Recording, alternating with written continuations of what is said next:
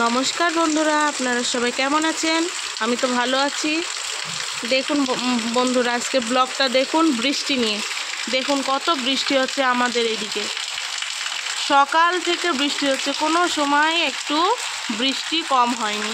দেখুন বন্ধুরা, আকাশে মানে কি বলবো, মেঘ হয়ে আছে। দেখুন কত বৃষ্টি।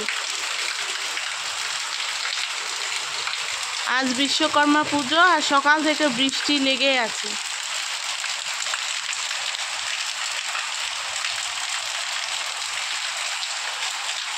গরু ছাগল সব ওইখানে বাঁধা রয়েছে, কিচ্ছু খেতে পায়নি সকাল থেকে।